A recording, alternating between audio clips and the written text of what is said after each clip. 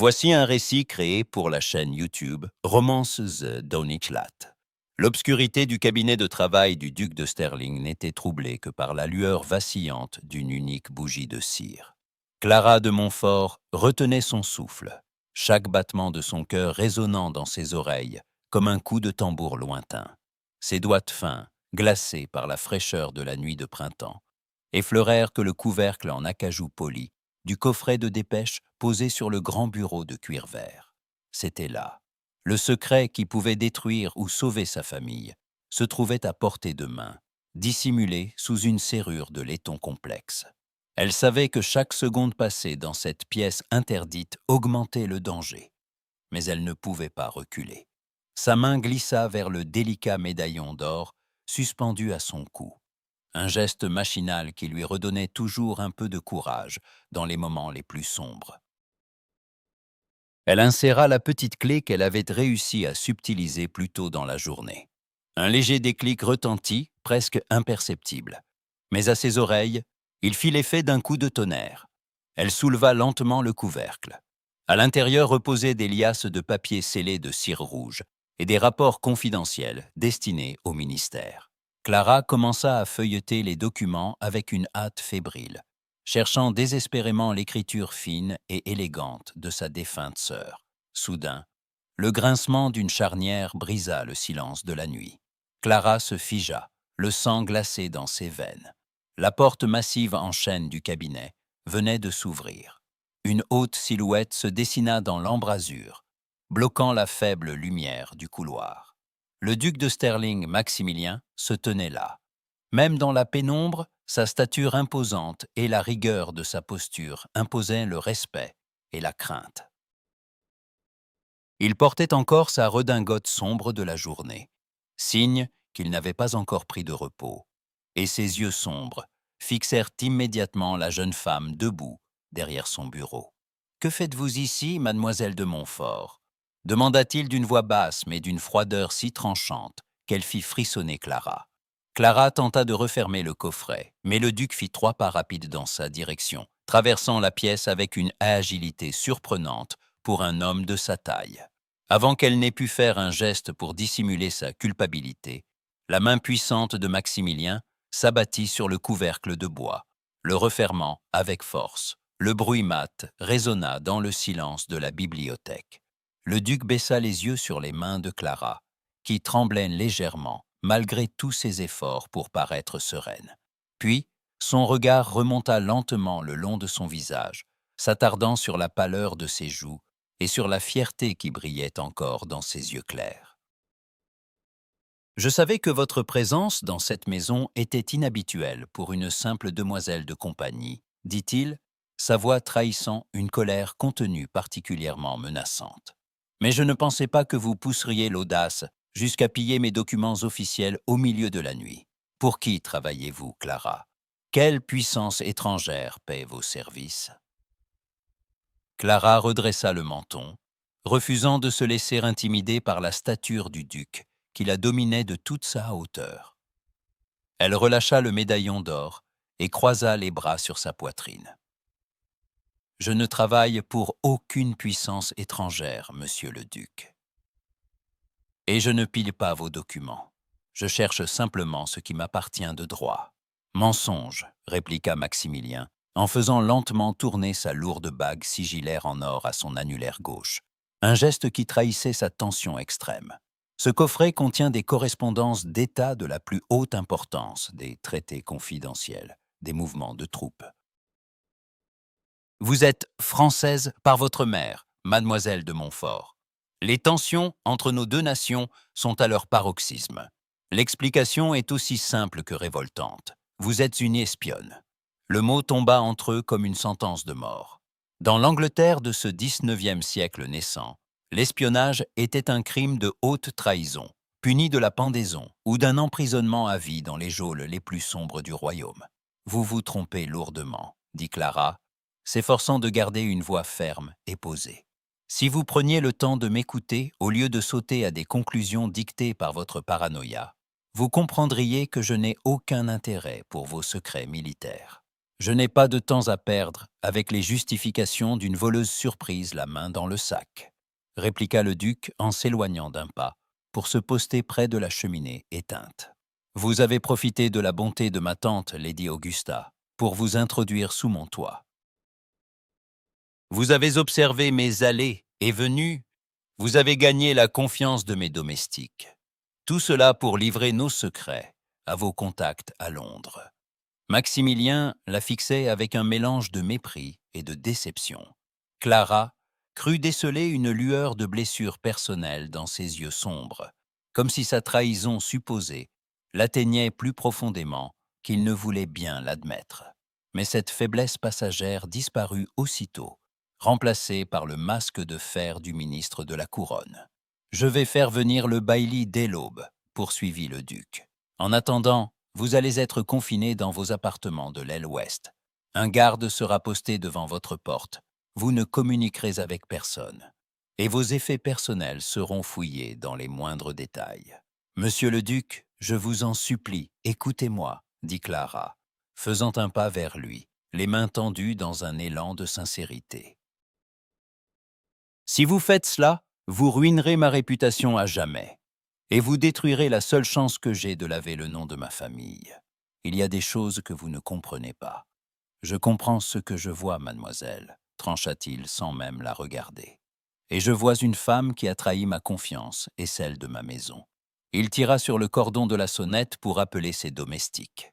Quelques minutes plus tard, Harrison, le vieux majordome fidèle au visage grave, entra dans le cabinet, visiblement troublé de trouver la jeune femme et le duc dans une telle posture à une heure si tardive. « Harrison, » dit le duc d'une voix sans réplique, « veuillez escorter mademoiselle de Montfort jusqu'à sa chambre. Veillez à ce qu'elle y reste. Placez Thomas devant sa porte et assurez-vous que personne, absolument personne, ne lui rende visite d'ici demain matin. » Le majordome s'inclina, jetant un regard peiné à Clara. Celle-ci comprit qu'il était inutile de lutter ou de supplier davantage dans l'immédiat. La colère du duc était trop vive, sa méfiance trop ancrée. Elle se tourna vers Maximilien, redressant une dernière fois le menton pour lui montrer que, même vaincue pour cette nuit, elle ne plierait pas sous sa colère. « Vous regretterez cette décision, monsieur le duc, » dit-elle doucement, mais avec une certitude absolue. La vérité a une manière bien à elle de se faire jour, et lorsque ce moment viendra, c'est vous qui devrez me demander pardon. Maximilien ne répondit pas, se contentant de faire tourner sa bague d'or d'un mouvement mécanique, le regard fixé sur les braises froides de la cheminée. Clara suivit le majordome le long des couloirs sombres et silencieux de Sterling Manor. Chaque pas pesait une tonne. Lorsqu'elle entra dans sa chambre et que le bruit de la clé tournant dans la serrure extérieure résonna derrière elle, elle se laissa glisser contre la porte de bois. Elle était prisonnière, accusée du pire des crimes, et sa mission semblait compromise à tout jamais. Allongée sur son lit sans pouvoir fermer l'œil, elle attendit l'aube, terrifiée par ce que le lendemain lui réserverait, ignorant encore qu'un événement imprévu allait totalement bouleverser le destin du duc et le sien. Le soleil du matin traversait péniblement les grands rideaux de velours du cabinet de travail, jetant des bandes de lumière pâle sur le tapis usé. Maximilien n'avait pas fermé l'œil de la nuit. Sa redingote était froissée, et une ombre de barbe sombre marquait sa mâchoire. Sur son bureau, le coffret de dépêches était resté grand ouvert. Il faisait tourner sa bague sigillaire autour de son doigt, l'esprit assailli par le souvenir des yeux clairs de Clara de Montfort. Un bruit de sabots martelant le gravier de la cour le tira de ses pensées. Quelques instants plus tard, Harrison entra, portant sur un plateau d'argent une missive scellée de cire rouge. « Monsieur le duc, » murmura le majordome, « un courrier de la reine vient d'arriver de Windsor. Il a chevauché toute la nuit pour vous remettre ce pli en main propre. » Maximilien prit la lettre, brisa le sceau royal et déplia le parchemin épais. L'écriture de la souveraine, ferme et élégante, s'étala sous ses yeux. « Mon cher et fidèle Maximilien, je vous adresse ces lignes dans la plus stricte confidentialité. Ma chère filleule, Clara de Montfort, s'est rendu dans votre domaine sous une identité discrète. Sa famille traverse une période de grande vulnérabilité depuis le décès de sa sœur aînée. Cette dernière possédait des correspondances extrêmement délicates qui, si elles tombaient entre de mauvaises mains, compromettraient gravement l'honneur des Montfort et la tranquillité de notre cour. Clara agit avec mon entière approbation et sous mon patronage direct pour récupérer ces documents égarés dans vos archives familiales. Je vous demande de lui accorder toute votre assistance, de veiller sur elle comme s'il s'agissait de ma propre famille, et de protéger sa sécurité en toutes circonstances. Le silence qui suivit fut si lourd que le tic-tac de la pendule de cheminée sembla s'amplifier. Clara de Montfort n'était pas une espionne. Elle était la protégée personnelle de la souveraine, et il l'avait jetée dans une chambre verrouillée sous la garde d'un valet. Y a-t-il une réponse à préparer, monsieur le duc demanda Harrison. Non, répondit Maximilien d'une voix enrouée. Dites-lui simplement que les instructions de Sa Majesté seront suivies à la lettre. Et Harrison, dites à Thomas de quitter son poste devant la chambre de mademoiselle de Montfort. Immédiatement. Restez seul. Maximilien passa une main lasse sur son visage. Le regard de Clara, au moment de son arrestation, le tourmentait. Elle lui avait prédit qu'il regretterait son geste. Il se leva et monta les escaliers menant à l'aile ouest. Devant la porte close, il hésita un instant, prit une profonde inspiration et frappa doucement. « Entrez », répondit une voix claire de l'autre côté. Il tourna la poignée. Clara était assise près de la fenêtre, baignée par la lumière matinale. Elle n'avait pas quitté sa robe de la veille, ses cheveux sombres détachés, retombant en boucles souples sur ses épaules. Elle tenait son médaillon d'or entre ses doigts, le faisant glisser le long de sa chaîne. À l'entrée du duc, elle ne se leva pas, se contentant de le fixer, le menton légèrement relevé. « Vous venez accompagné du bailli, monsieur le duc ?» demanda-t-elle avec une ironie mordante. « Ou avez-vous apporté les fers vous-même » Maximilien referma la porte derrière lui et tendit lentement le parchemin. « Je viens de recevoir ceci. C'est une lettre signée de la main de la reine. » Clara jeta un regard au document. Un léger sourire sans joie étira ses lèvres. « Ah, je vois que Sa Majesté a tenu sa promesse. Vous devez vous sentir bien embarrassé, monsieur le duc. Trouver le nom de votre suspecte dans une correspondance royale doit être une expérience fort désagréable. » Je vous présente mes excuses les plus sincères, mademoiselle de Montfort, dit Maximilien en faisant un pas vers elle. Mes soupçons étaient infondés. J'ai agi avec précipitation, mais cela n'excuse en rien la manière dont je vous ai traité. Vos excuses sont bien tardives, répliqua Clara en se levant enfin. Hier soir, vous m'avez traité de voleuse et de traître. Vous avez menacé de me traîner devant les tribunaux. Et aujourd'hui, parce qu'un morceau de papier porte un sceau de cire rouge, vous changez de ton. J'ai commis une grave erreur, admit-il, son regard sombre plongeant dans le sien. Et je ferai tout ce qui est en mon pouvoir pour la réparer. Clara le regarda un long moment. Elle vit la fatigue sur ses traits et une lueur de regret sincère dans ses yeux. La réparation ne sera pas si simple, dit-elle d'une voix basse. Si votre tante ou vos domestiques apprennent pourquoi j'ai été enfermée ici, ma réputation sera ruinée. Une rumeur suffit à détruire une vie. Maximilien comprit immédiatement. Le fait qu'elle ait été gardée sous surveillance toute la nuit allait éveiller les soupçons du personnel et de sa tante Augusta. « Alors nous devons leur donner une explication qu'ils ne pourront pas contester, » dit le duc. Clara fronça les sourcils. « Et quelle est cette explication ?» Maximilien fit un pas de plus, si près qu'elle pouvait sentir la chaleur de son souffle. Sa voix devint plus basse, presque intime. « Nous allons leur dire que si vous étiez dans mon cabinet cette nuit, c'était pour me rejoindre, et que si je vous ai gardé auprès de moi, c'est parce que nous avons décidé de lier nos vies. Nous allons annoncer nos fiançailles, mademoiselle de Montfort.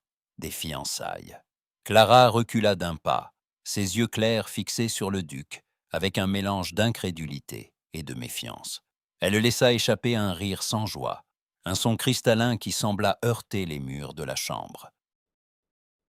Sa main remonta instinctivement vers son médaillon d'or, le serrant si fort que le métal s'enfonça dans la paume de sa main. « Vous perdez la tête, monsieur le duc, » dit-elle d'une voix frémissante. « Hier soir, vous vouliez me jeter au cachot, et ce matin, vous me proposez de porter votre nom. C'est une plaisanterie fort douteuse, même pour un homme de votre rang. » Maximilien ne s'y a pas. Il resta immobile, sa haute stature baignée par la lumière du matin. Ses yeux sombres, fatigué par sa nuit blanche, ne quittaient pas le visage de la jeune femme. Il fit tourner lentement sa bague sigillaire, cherchant ses mots, avec une rigueur toute ministérielle. « Ce n'est pas une plaisanterie, mademoiselle de Montfort, » répondit-il d'une voix basse et posée. « C'est une nécessité sociale. Thomas vous a vu être escorté sous garde. Harrison sait que je vous ai retenu dans l'aile ouest. Les domestiques parlent déjà. » Dans quelques heures, la rumeur aura quitté ce domaine pour atteindre les salons de la province, puis ceux de Londres. Une jeune femme célibataire passant la nuit sous clé dans la demeure d'un célibataire. Votre réputation ne survivrait pas à la vérité, et ma position à la cour serait gravement compromise si la reine apprenait que j'ai traité sa godauteur comme une criminelle. Clara croisa les bras, le regardant avec un mépris mal dissimulé. Ainsi, c'est encore et toujours de votre réputation qu'il s'agit, dit-elle en s'approchant de lui. Vous voulez réparer votre bévue pour ne pas perdre la faveur de Sa Majesté. Vous me proposez une mascarade pour masquer votre propre brutalité. J'essaie de vous protéger, répliqua Maximilien, un pli de contrariété marquant son front. Alors protégez-moi en me laissant partir, répliqua-t-elle aussitôt. Laissez-moi retourner à Londres. Je dirai à la reine que vos archives ne contenaient pas ce que je cherchais. Et comment expliquerez-vous votre départ précipité au milieu de la tempête sociale qui s'annonce? Si vous partez maintenant, tout le monde croira que vous avez été chassé pour une faute innommable.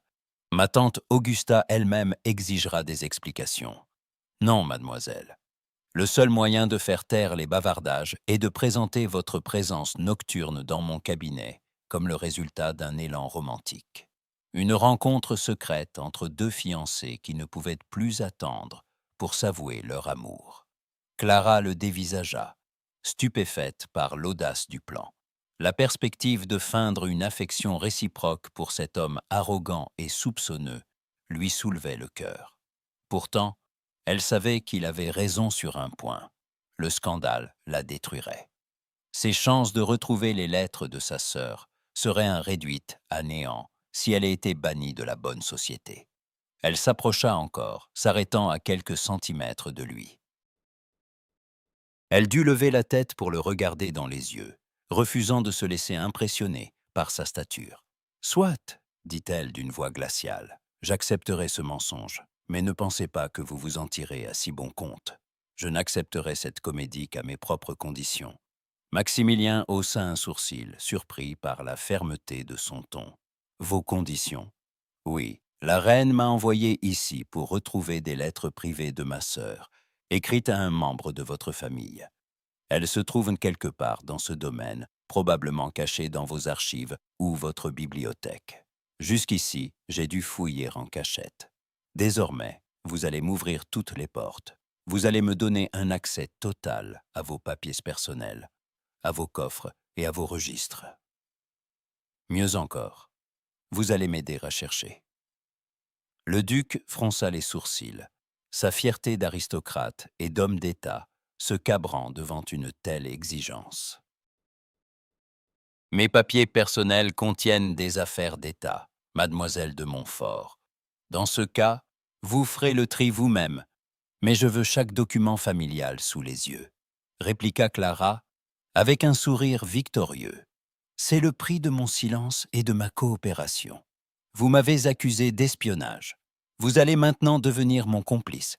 Si vous refusez, je quitte ce château ce matin même, et je m'assurerai que la reine sache exactement comment son ministre traite les personnes qu'elle lui confie. » Maximilien la regarda, captivé malgré lui par l'éclat de colère et de détermination qui brillait dans ses yeux.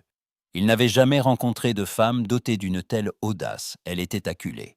Sa réputation ne tenait qu'à un fil, et pourtant, c'était elle qui dictait les termes de leur accord. Il y eut un long silence durant lequel le tic-tac de la pendule sembla marquer le décompte de leur ancienne relation. Enfin, le duc inclina lentement la tête. « Très bien, » dit-il d'une voix sourde. « J'accepte. Nous chercherons ces lettres ensemble. Mais à partir de cet instant, devant le monde, nous sommes fiancés.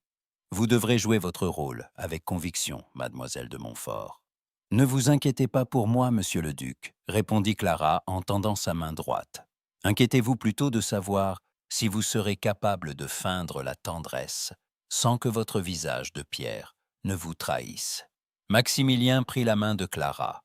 Ses doigts étaient fins et chauds, contrastant avec la froideur de sa propre peau. Au lieu de lui serrer la main comme un associé, il l'attira légèrement vers lui, inclina la tête et déposa un baiser formel, mais étonnamment persistant, sur le dos de sa main. Un frisson invisible traversa Clara, et elle retira sa main un peu plus vite qu'elle ne l'aurait voulu. Le pacte était scellé. Ils n'étaient plus le geôlier et sa prisonnière, mais des alliés forcés, liés par un mensonge qui allait devoir affronter dès le déjeuner le regard acéré de la redoutable Lady Augusta. Clara ajusta les manches de sa robe de jour en mousseline vert d'eau, tentant de calmer le tremblement persistant de ses mains. Dans le miroir de sa chambre, son visage lui parut pâle, mais ses yeux brillaient d'une lueur de défi. Elle effleura son médaillon d'or comme pour s'ancrer dans sa réalité avant de franchir le seuil. La garde avait été levée à l'aube, mais l'atmosphère du château restait lourde de secrets. Chaque domestique qu'elle croisait dans les couloirs baissait les yeux avec une déférence nouvelle, teintée d'une curiosité presque fiévreuse. Les murmures s'éteignaient sur son passage, confirmant que le piège social s'était déjà refermé sur elle. Maximilien l'attendait au bas du grand escalier d'honneur. Il portait un habit de drap sombre, impeccable, sa cravate blanche nouée avec une rigueur mathématique. Rien dans son apparence ne trahissait sa nuit blanche, si ce n'est la tension imperceptible de sa mâchoire. En la voyant descendre, il s'avança et lui offrit son bras. « Êtes-vous prête, mademoiselle de Montfort ?» murmura-t-il, sa voix basse réservée à elle seule. « Je crains de ne pas avoir le choix, monsieur le duc, » répondit-elle sur le même ton en posant sa main sur sa manche de laine fine.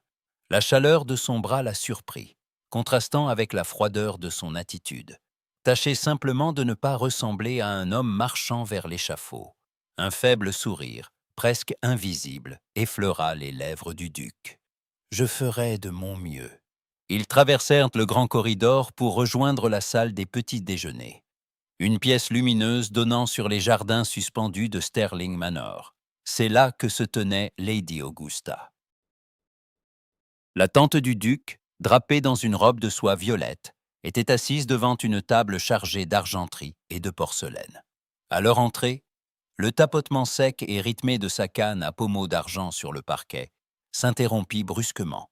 Ses yeux acérés, habitués à déchiffrer les moindres secrets de la cour, passèrent du bras de Clara au visage de son neveu. « Maximilien, » dit-elle d'une voix qui n'admettait aucune réplique. « Mademoiselle de Montfort, j'osais espérer que les bruits absurdes qui circulent parmi les valets ce matin ne sont que les divagations d'un personnel trop oisif. » Maximilien conduisit Clara vers une chaise, l'installa avec une courtoisie impeccable, puis prit place à ses côtés. Il fit signe à Harrison, qui se tenait près du buffet, d'approcher. « Harrison, veuillez faire entrer les principaux officiers de la maison. J'ai une déclaration à faire. » Le majordome s'inclina et quitta la pièce. Lady Augusta posa sa tasse de thé avec un bruit sec. « Maximilien, qu'est-ce que cela signifie? Une déclaration? Devant les domestiques ?» Ma tante, commença le duc d'une voix claire et assurée qui résonna dans la pièce. Les rumeurs qui se propagent dans cette maison sont en effet déformées, mais elles cachent une vérité que nous ne pouvons plus passer sous silence. Mademoiselle de Montfort et moi-même avons pris une décision qui concerne notre avenir. Harrison revint, suivi de la gouvernante, du chef des cuisines et du premier valet. Ils se rangèrent en silence près de la porte, l'air grave, conscient de l'importance du moment. Clara sentit le regard de Lady Augusta peser sur elle comme un tribunal. Elle redressa le menton, refusant de se laisser démonter. Si Clara se trouvait dans mon cabinet de travail hier soir à une heure si tardive, poursuivit Maximilien en posant sa main sur celle de Clara, c'était pour répondre à une invitation de ma part. Une invitation que sa décence naturelle l'a poussée à accepter avec réticence. Nous avons choisi ce moment de calme pour sceller une promesse que nous gardions secrète depuis quelque temps. Un murmure discret parcourut les domestiques. Maximilien tourna son regard vers Clara, et pour la première fois, ses yeux sombres s'adoucirent d'une chaleur feinte mais troublante de réalisme. Il glissa sa main dans la poche de son gilet et en sortit un anneau d'or orné d'un saphir d'un bleu profond, entouré de petits diamants. « J'ai offert à Clara la bague de fiançailles de ma mère, » dit-il en glissant lentement le bijou à l'annulaire de la jeune femme. Le contact de ses doigts, longs et chauds, fit frémir Clara. La bague était légèrement trop grande, mais son poids sur son doigt scella instantanément son nouveau statut. Elle leva les yeux vers lui, feignant un regard épris, tout en sentant son cœur battre la chamade devant l'audace de ce geste non planifié. « Nous sommes fiancés, ma tante, » conclut le duc, « et Clara deviendra la prochaine duchesse de Sterling. » Un silence de plomb s'abattit sur la pièce.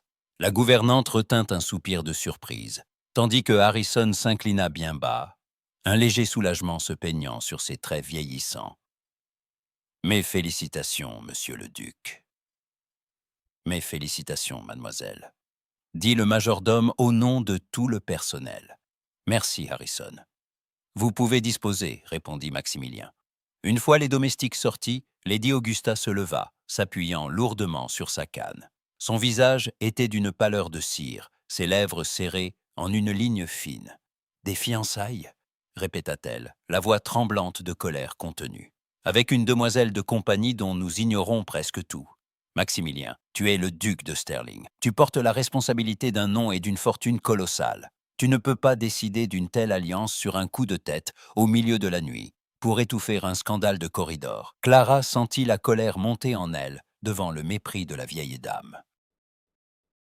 Elle se leva à son tour, faisant face à Lady Augusta avec une dignité tranquille. « Lady Augusta, je comprends votre surprise et votre souci pour l'honneur de votre maison, » dit Clara d'une voix douce mais ferme. « Mais sachez que mon sang est aussi noble que le vôtre. Ma mère était une de Montfort, et si les vicissitudes de l'histoire ont réduit ma famille à la discrétion, je ne viens pas à vous en mendiante. C'est votre neveu qui a sollicité ma main, et c'est par respect pour ses sentiments et pour les miens que j'ai accepté. » Lady Augusta la dévisagea, surprise par la répartie et l'assurance de la jeune femme. Elle tourna ensuite son regard vers son neveu, cherchant une faille dans son armure. « Est-ce la vérité, Maximilien? Est-ce là ton choix? » « C'est mon choix, ma tante, » répondit le duc en se levant pour se tenir aux côtés de Clara, sa main venant se poser naturellement et fermement à la taille de la jeune femme.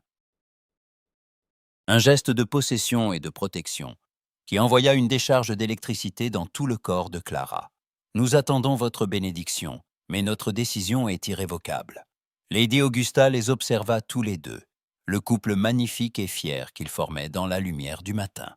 Elle tapota une dernière fois sa canne contre le sol, un son sec qui sembla clore le débat. « Vous aurez ma bénédiction lorsque vous aurez prouvé que cette union n'est pas une folie passagère, » dit-elle froidement. « La saison commence, Maximilien. La province va vous observer. Si ce mariage est une mascarade, je le saurai, et la société londonienne ne vous pardonnera pas de vous être joué d'elle. » Sur ces mots, elle fit demi-tour et quitta la pièce, laissant Clara et Maximilien seuls au milieu de la table de petit déjeuner. Clara retira immédiatement sa main de celle du duc et fit un pas en arrière, le souffle court. Elle baissa les yeux sur le saphir qui brillait à son doigt. « Vous êtes allé trop loin, » murmura-t-elle. « Cette bague, c'était nécessaire pour convaincre ma tante et les domestiques, » répondit Maximilien, son masque de froideur reprenant instantanément le dessus. « Mais sachez une chose, mademoiselle de Montfort, ma tante a raison sur un point. À partir de ce matin, chaque regard de cette province est braqué sur nous. Le moindre faux pas, le moindre geste de recul de votre part, et tout s'écroule. Vous êtes désormais lié à moi aux yeux du monde. » Clara serra les poings, réalisant l'ampleur du danger. Elle avait obtenu l'accès aux archives, mais elle venait de perdre sa liberté. Elle était devenue la fiancée du duc, et le monde entier allait désormais exiger d'eux une comédie parfaite.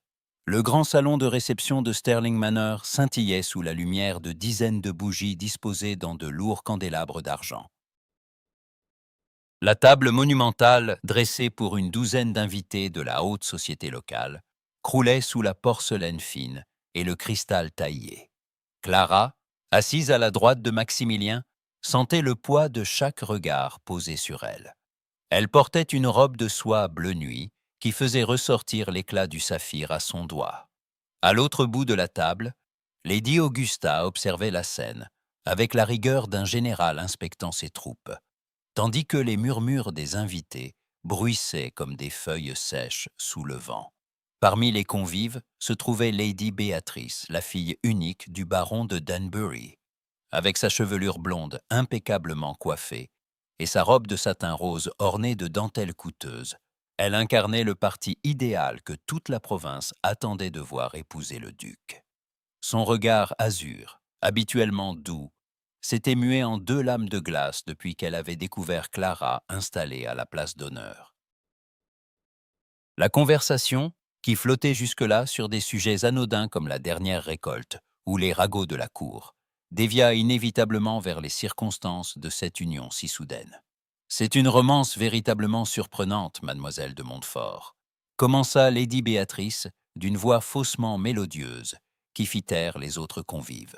Passé ainsi, presque du jour au lendemain, de l'ombre d'une demoiselle de compagnie aux lumières des fiançailles ducales. On en perdrait presque le souffle. Clara sentit un froid soudain lui glacer la nuque. Elle redressa le menton et posa une main calme sur la table, effleurant du bout des doigts son médaillon d'or. « La vie réserve parfois des tournants inattendus, Lady Béatrice, répondit-elle avec une politesse mesurée. Mais je crains que ma présence ici n'ait rien d'un miracle.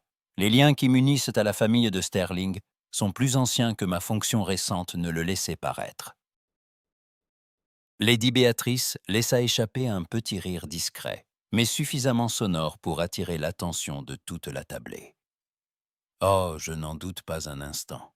Cependant, vous conviendrez que pour le reste du monde, le mystère reste entier. Une jeune femme issue de l'émigration française, sans dot connue, qui se retrouve fiancée au ministre de la Couronne après une simple nuit passée sous son toit.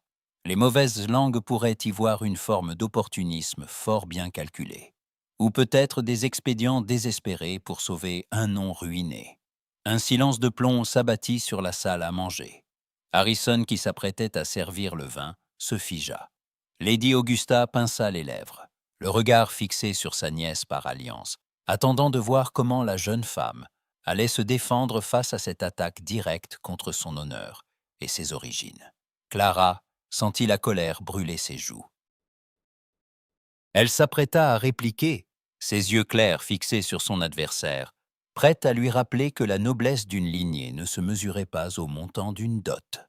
Mais avant qu'elle n'ait pu prononcer un mot, une voix basse et puissante s'éleva à ses côtés, coupant court à toute autre intervention. « Lady Béatrice, dit Maximilien. » Le ton du duc était d'une froideur si absolue que la jeune femme en rose parut se tasser légèrement sur sa chaise. Maximilien avait cessé de faire tourner sa bague sigillaire. Ses mains s'étaient posées à plat sur la table, et son regard sombre, habituellement indifférent, était ancré sur l'indiscrète, avec une intensité redoutable. « Vous semblez singulièrement mal informé pour une personne qui s'intéresse tant aux affaires d'autrui, » poursuivit le duc, sa voix résonnant, avec une autorité tranquille qui captiva l'assemblée. « Mademoiselle de Montfort est la filleule de notre souveraine. Son lignage maternel remonte aux plus anciennes maisons de France, un sang dont la noblesse n'a rien à envier à celui des Danbury. Quant à sa fortune, elle réside dans sa dignité, son esprit et sa vertu, des qualités qui, je le crains, ne s'achètent pas chez le marchand de tissus, même avec la plus généreuse des dots. Un murmure de surprise parcourut la table. Jamais on n'avait entendu le duc de Sterling parler avec une telle passion, lui qui était réputé pour son flegme et son détachement de marbre. Lady Béatrice devint extrêmement pâle, ses doigts se crispant sur sa serviette de table. « Monsieur le duc, je ne voulais pas vous offenser, balbutia-t-elle. Je ne faisais que répéter ce que certains esprits oisifs et malveillants chuchotent dans les salons. » L'interrompit Maximilien sans lui laisser le temps de se rattraper. « Sous mon toit, Lady Béatrice, on ne tolère pas les insinuations douteuses à l'égard de la future duchesse de Sterling. Clara est ici chez elle. Quiconque offense son honneur m'offense personnellement, et je doute que votre père apprécie que les relations diplomatiques de notre famille souffrent d'un manque de tact aussi flagrant. » Le baron de Danbury, assis un peu plus loin, lança un regard furieux à sa fille et s'empressa d'intervenir pour présenter ses excuses, mais le mal était fait. Lady Béatrice resta silencieuse le reste de la soirée, les yeux baissés sur son assiette. Clara, stupéfaite, tourna les yeux vers Maximilien. Elle s'attendait à ce qu'il joue son rôle de fiancé pour la forme, mais la force de sa défense l'avait profondément ébranlé. Il n'avait pas seulement protégé leur secret, il avait pris sa défense avec une ferveur presque sauvage, comme s'il croyait réellement à chaque mot qu'il prononçait. C'est alors que Maximilien fit un geste qui acheva de bouleverser Clara. Sous la table, à l'abri des regards des invités, il glissa sa main vers la sienne. Ses longs doigts chauds enveloppèrent doucement sa main tremblante, la serrant avec une tendresse rassurante. Ce n'était pas un geste destiné au public, car personne ne pouvait le voir sous la nappe de lin blanc. C'était un acte privé, un message silencieux qui disait « Je suis là, vous êtes en sécurité ».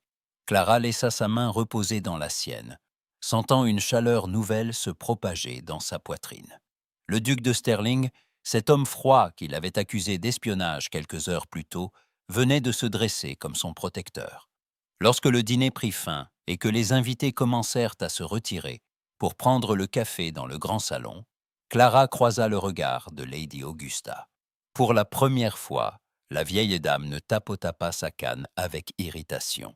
Elle inclina légèrement la tête vers Clara, un signe de respect muet mais bien réel. La situation avait changé. Aux yeux de la province, Clara n'était plus une intrigante de passage, mais une femme défendue par le duc lui-même. Et pour Clara, Maximilien n'était plus seulement un geôlier contraint à l'alliance, mais un homme capable d'une troublante et sincère noblesse.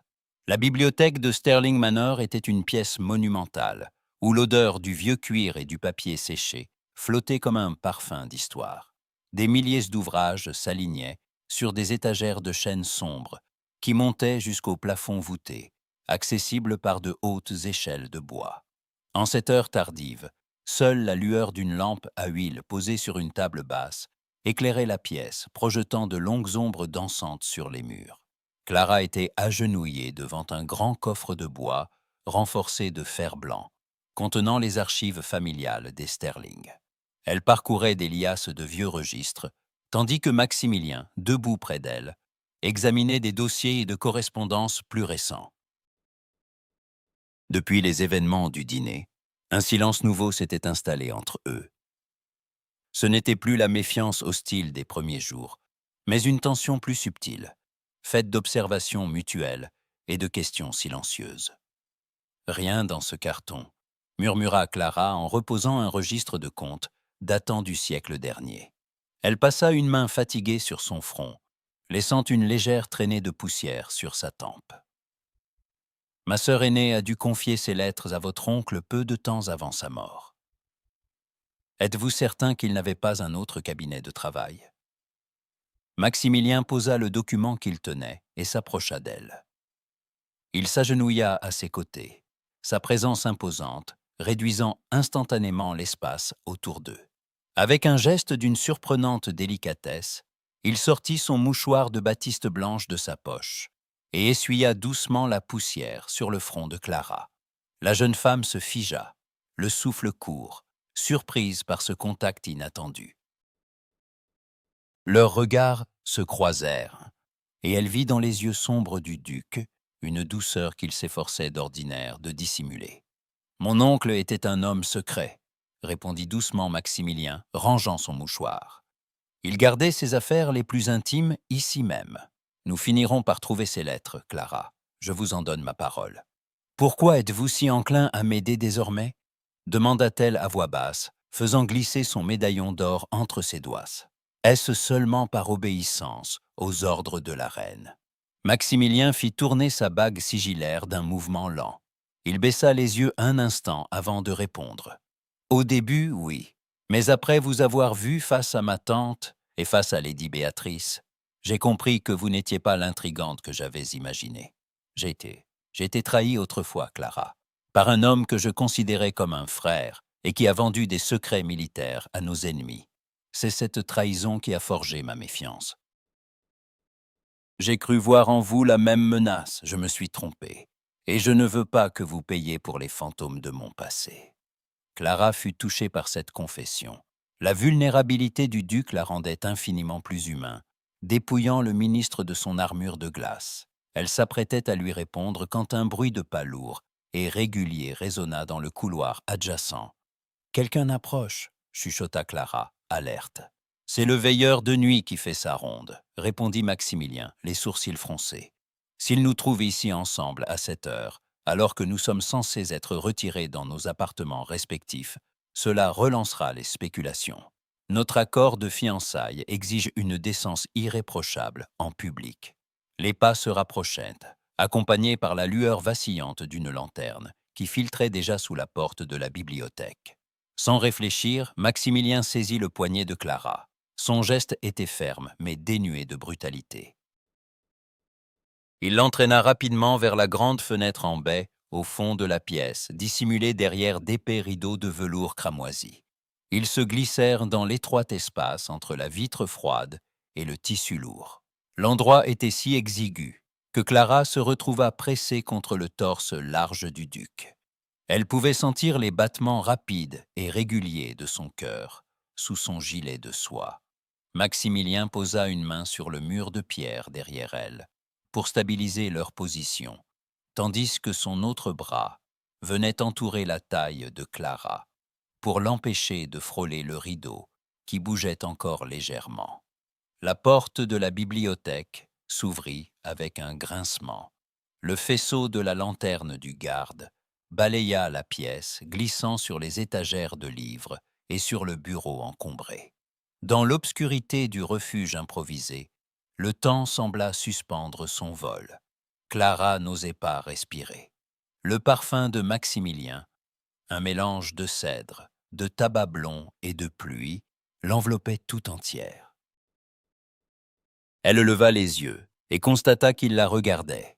Leur visage était si proche qu'elle pouvait sentir la chaleur de son souffle sur ses lèvres. Dans cette proximité forcée, la colère et les ressentiments des derniers jours s'évanouirent, remplacés par une conscience aiguë et troublante de l'autre. Maximilien descendit son regard sur les lèvres de Clara, puis remonta vers ses yeux clairs, qui brillaient dans la pénombre. Sa main sur sa taille se resserra imperceptiblement, l'attirant un peu plus contre lui. Pour la première fois, ce n'était pas pour le décorum ou pour tromper un tiers. C'était un besoin instinctif de la tenir contre lui, de la protéger, de la sentir. Dehors, les pas du garde s'éloignèrent enfin, et le bruit de la porte de la bibliothèque qui se refermait signala la fin du danger. Pourtant, ni l'un ni l'autre ne bougèrent. « Il est parti », murmura Clara, bien que sa voix ne soit qu'un souffle tremblant.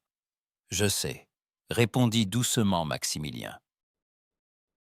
Il ne relâcha pas sa prise immédiatement. Ses yeux sombres scrutaient le visage de Clara avec une intensité qui la fit frissonner. Lentement, presque à regret, il écarta le rideau de velours pour les libérer de leur cachette. Lorsqu'ils revinrent dans la lumière de la pièce, l'atmosphère avait définitivement changé. Le masque de méfiance du duc s'était brisé, et Clara savait qu'elle ne pourrait plus jamais le regarder comme un simple adversaire.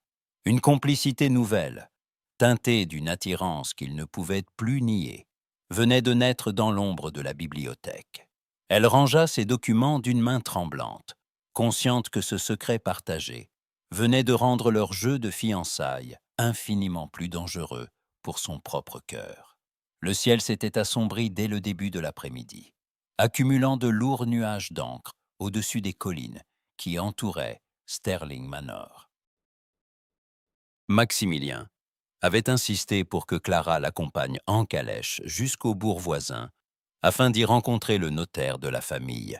Une démarche officielle destinée à donner de la consistance à leurs fiançailles aux yeux des notables locaux. Le voyage de retour fut interrompu par une tempête d'une violence rare.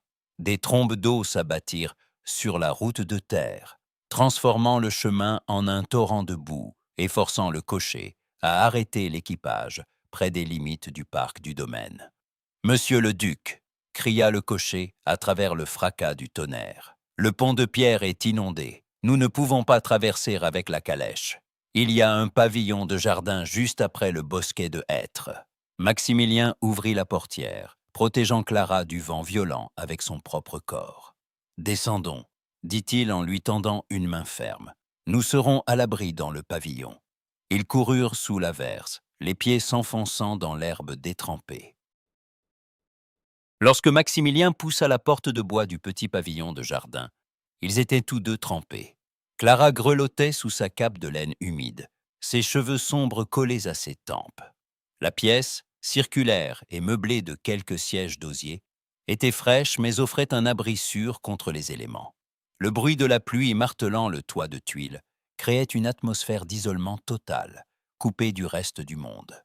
Maximilien retira immédiatement son grand manteau de voyage, qui était lourdé. Il se tourna vers Clara, son regard sombre s'attardant sur ses épaules frémissantes. Sans un mot, il s'approcha d'elle et commença à défaire délicatement les attaches de sa cape mouillée.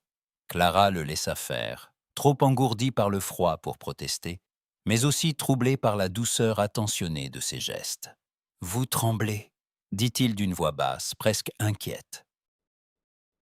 Il prit sa propre veste de drap sec, qu'il avait conservée sous son manteau, et la posa sur les épaules de Clara. La chaleur du vêtement, imprégnée de l'odeur boisée du duc, enveloppa instantanément la jeune femme. Elle ramena les pans de la veste contre elle, touchée par cette attention. « Merci » murmura-t-elle en s'asseyant sur l'une des banquettes d'osier. Maximilien s'assit à ses côtés. La lumière grise de la tempête filtrait par les fenêtres étroites, éclairant leur visage d'une lueur douce. Il fit tourner sa bague sigillaire, fixant la pluie qui ruisselait sur les vitres. « Je n'aurais pas dû vous imposer ce voyage, » dit-il après un silence. « J'ai voulu précipiter les choses pour faire taire les rumeurs au village, sans me soucier du temps. »« Ce n'est qu'une averse, Maximilien, » répondit Clara, utilisant son prénom pour la première fois sans y être contrainte par la présence de témoins. Et puis, cela nous donne un moment de répit. Loin des regards de votre tante, loin des domestiques, loin de ce rôle que nous devons jouer sans cesse. Le duc tourna la tête vers elle. L'utilisation de son prénom sembla briser une dernière barrière en lui. « Trouvez-vous ce rôle si difficile à jouer, Clara ?» demanda-t-il, son regard plongeant dans le sien avec une intensité nouvelle. Clara baissa les yeux sur ses mains drapées dans la veste trop grande. Feindre l'affection devant un public qui guette le moindre faux pas est épuisant, admit-elle doucement. Surtout quand on sait que tout cela repose sur un mensonge, sur une accusation d'espionnage et une lettre royale. Maximilien poussa un soupir et se rapprocha d'elle sur la banquette. Il posa sa main sur la sienne, enveloppant ses doigts glacés pour leur rendre un peu de chaleur. Ce geste de tendresse, libre de tout témoin, fit battre le cœur de Clara un peu plus vite. « Ce mensonge commence à peser sur ma conscience, » dit-il d'une voix sourde. « Non pas parce que nous trompons le monde, mais parce que je réalise chaque jour un peu plus à quel point je vous ai sous-estimé. Quand je pense à la nuit où je vous ai enfermé, à la peur que j'ai dû vous inspirer. Vous étiez en colère et vous aviez des raisons de vous méfier, » répondit Clara, touchée par le regret sincère qui se lisait sur ses traits. « Vous m'avez parlé de cette trahison passée. Qui était cet homme ?» Maximilien serra légèrement les doigts de Clara. « C'était mon cousin Germain, le frère aîné de Julien. Nous avons grandi ensemble. Je lui faisais une confiance aveugle. Il a utilisé ma position au ministère pour voler des documents et les vendre. Quand le scandale a éclaté, c'est mon nom qui a failli être traîné dans la boue. J'ai dû travailler 2 fois plus dur pour prouver ma loyauté à la couronne. Depuis ce jour, j'ai juré que personne ne franchirait les défenses de Sterling Manor, jusqu'à ce que vous arriviez. Clara comprit alors toute la solitude de cet homme. Derrière le titre, les richesses et le pouvoir du ministre de la Couronne, il n'y avait qu'un homme blessé, condamné à la méfiance pour survivre. « Je ne suis pas votre cousin, Maximilien, » dit-elle doucement, posant sa seconde main sur la sienne. « Je ne suis pas venu pour vous détruire. »« Je le sais à présent, » répondit-il. Il se tourna davantage vers elle, réduisant l'espace qui les séparait. Sa main remonta lentement le long du bras de Clara, glissant sous la veste pour venir se poser sur son épaule. Ses yeux sombres n'étaient plus ceux du duc rigide, mais ceux d'un homme captivé par la femme qui se tenait devant lui. « Clara », murmura-t-il. Il approcha son visage du sien. Clara sentit son souffle chaud sur ses lèvres. Elle ne recula pas. Au contraire, elle ferma les yeux, abandonnant ses dernières défenses. Leurs lèvres se rencontrèrent dans un baiser doux, d'abord hésitant, puis plus profond, empreint de toute la tension accumulée depuis leur première rencontre dans le cabinet de travail. C'était un baiser de pardon, mais aussi de promesse. Quand ils se séparèrent enfin, le tonnerre gronda au loin, mais la tempête semblait s'être calmée dans le pavillon. Clara rouvrit les yeux, le visage légèrement coloré par l'émotion. Maximilien caressa doucement sa joue du bout des doigts, un geste d'une tendresse infinie. La pluie commençait à faiblir, mais le retour à Sterling Manor ne serait plus le même. Ce baiser sous l'orage venait de transformer leur pacte de convenance en quelque chose de bien plus réel et de bien plus dangereux pour leur avenir. Le salon de musique de Sterling Manor était baigné par la douce lumière dorée de la fin d'après-midi. Clara était assise près du clavecin, ses doigts effleurant distraitement les touches d'ivoire sans produire de son. Depuis leur retour du pavillon de jardin, un trouble nouveau l'habitait. Le souvenir du baiser de Maximilien, de la chaleur de ses bras et de la sincérité de ses aveux sous l'orage ne la quittait plus. Lorsqu'elle levait les yeux vers lui, elle ne voyait plus le ministre de la Couronne distant et impitoyable, mais l'homme blessé qui avait choisi de lui faire confiance. Maximilien, installé dans un fauteuil de velours vert près de la fenêtre, feignait de lire un rapport ministériel, mais ses yeux sombres dérivaient constamment vers elle. Lady Augusta, quant à elle, brodait près de la cheminée, le tapotement occasionnel de sa canne contre le parquet, rappelant sa présence vigilante. Le silence paisible fut rompu par l'entrée d'Harrison. « Monsieur le duc !» annonça le majordome d'une voix neutre. « Lord Julian vient d'arriver de Londres. Il sollicite l'honneur de vous saluer. » Maximilien se figea instantanément, le rapport glissant sur ses genoux. Ses sourcils se froncèrent, et Clara vit sa main droite se poser sur sa bague sigillaire pour la faire tourner lentement, un signe infaillible de tension. « Faites-le entrer, Harrison », dit le duc d'une voix qui avait perdu toute sa chaleur récente. Quelques instants plus tard, un jeune homme à l'allure élégante et désinvolte franchit le seuil. Lord Julian possédait les traits fins des Sterling, mais ses yeux clairs, trop mobiles, et le sourire asymétrique qui étirait ses lèvres, lui donnaient un air de renard à l'affût. Il portait un habit de voyage d'une coupe parfaite, bien que légèrement usé au poignet. « Mon cher Maximilien !» s'exclama Julian en s'avançant, les bras ouverts. « Quelle joie de te revoir !»« Ma tante Augusta, toujours aussi impériale, je vois. » Il s'inclina bien bas devant la vieille dame, qui se contenta d'un hochement de tête sec, puis son regard se posa immédiatement sur Clara. Ses yeux brillèrent d'une curiosité intense et calculatrice.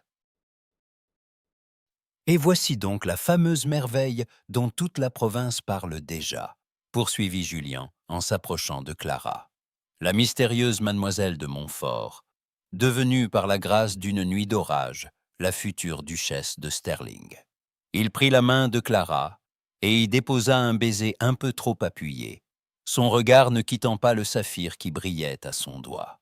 Clara réprima un frisson de dégoût et retira sa main dès qu'elle le put, redressant le menton.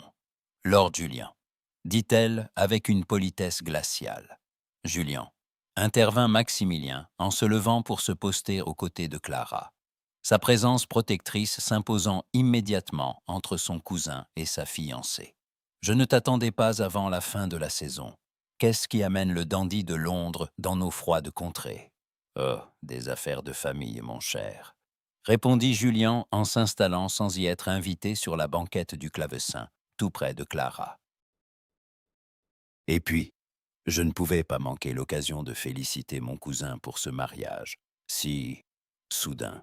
La nouvelle a fait l'effet d'une bombe dans les clubs de St. James. On raconte que vous vous êtes fiancés au milieu de la nuit, après que mademoiselle a été surprise dans tes appartements privés.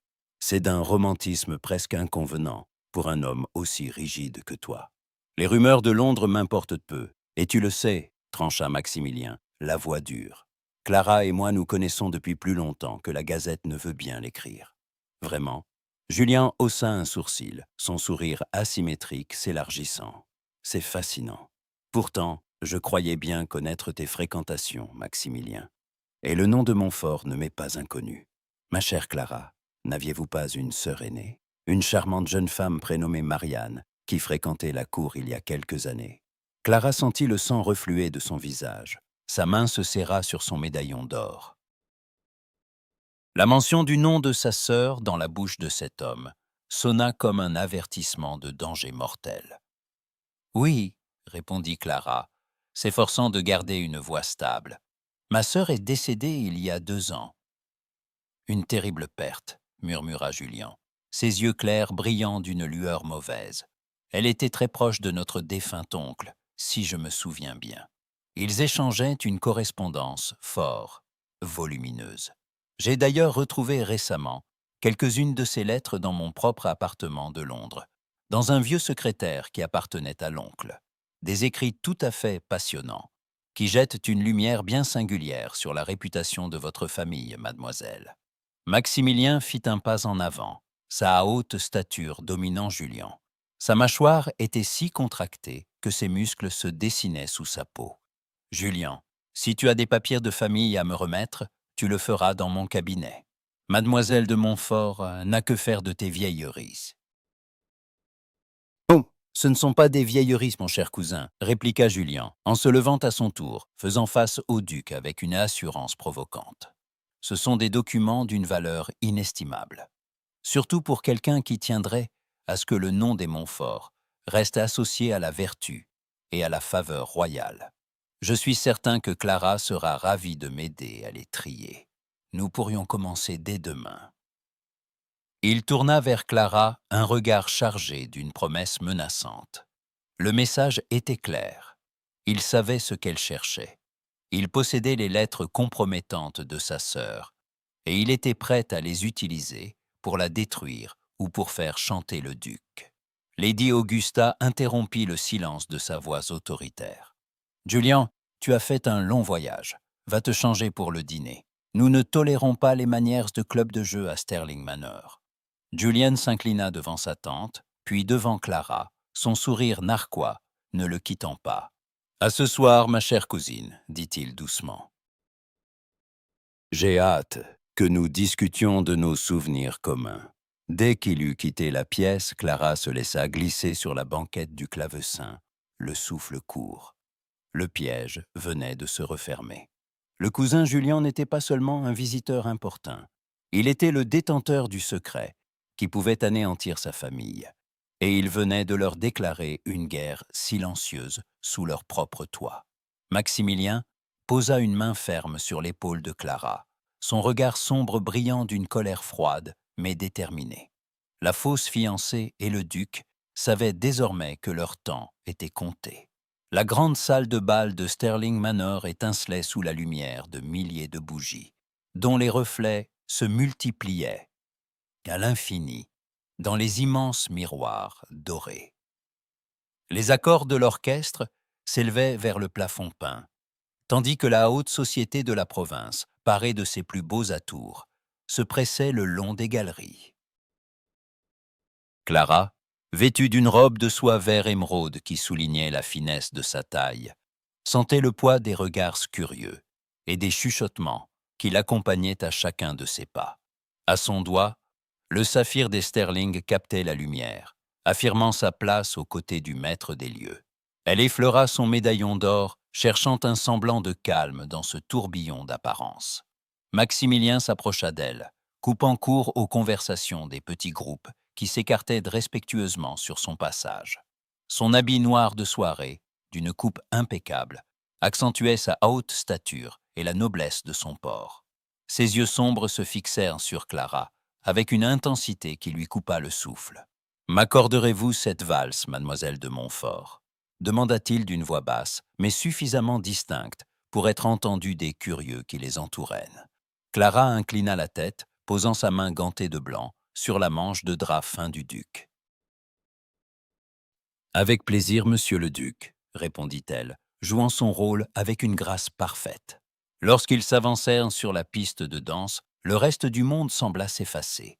Maximilien posa sa main droite sur la taille de Clara, tandis que sa main gauche refermait ses doigts chauds sur les siens. Au premier accord de la valse, ils s'élancèrent dans un mouvement fluide et parfaitement synchronisé. Clara fut surprise par la légèreté et l'assurance avec laquelle le duc la guidait. Il tourbillonnait parmi les autres couples, mais pour Clara, l'univers s'était réduit à la chaleur de l'étreinte de Maximilien et au rythme de sa respiration. « Vous êtes éblouissante ce soir, Clara », murmura-t-il à son oreille alors qu'il la faisait pivoter.